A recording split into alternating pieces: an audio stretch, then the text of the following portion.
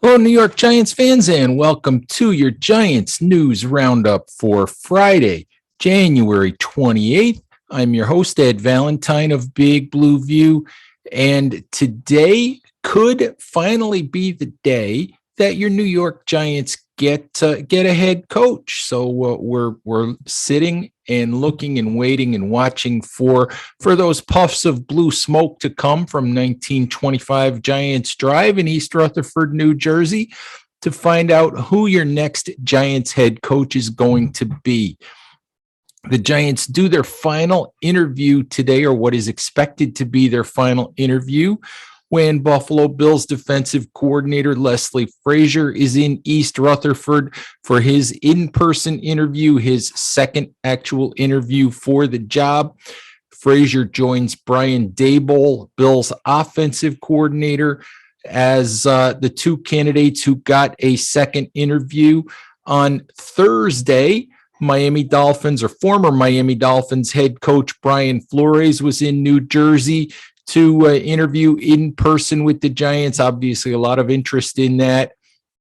Flores and Joe Schoen have never had a working relationship, didn't really know each other, so that was their chance to get to know each other, find out if they could work together. A lot of questions about the way that Flores' tenure in Miami ended. So we'll find out if the Giants were satisfied by the answers that he gave on Thursday, and whether Schoen and Flores think that they can work together. Anyway, looks like the finalists are Brian Daboll, Flores, and Frazier. Dallas Cowboys defensive coordinator Dan Quinn took himself out of the running on Thursday, said that he will remain as Dallas Cowboys defensive coordinator for the 2022 season. Daboll, the offensive coordinator in Buffalo, remains the favorite, according to most of the people that you talk to, most of what you see on Twitter, most of what you see on the internet. Obviously, that makes sense because of Daboll's long connection with new Giants general manager Joe Schoen. They worked together for the first time in Miami in 2011, and then spent the last 4 years together in Buffalo, where, of course, they had a lot of success. Daboll also makes sense because of his offensive background, offensive coordinator in several places around the NFL and at Alabama at the college level. Obviously had a lot of success with Josh Allen and the Buffalo Bills in recent years. And the Giants, of course, are looking for someone to fix their anemic, broken offense, and to give Daniel Jones a chance to finally show whether or not he can be a franchise quarterback. John Mara was really, really blunt the other day in saying that the Giants have not really given Jones a chance, that they've really, screwed up the kid's opportunity over his 3 seasons with the Giants. And Daboll makes sense because with his background, perhaps he gives Jones the best chance of success in year 4 of his career as the Giants try to decide if he's the long-term answer. Flores, obviously, really good coach, but lots of questions about the end of his tenure in Miami.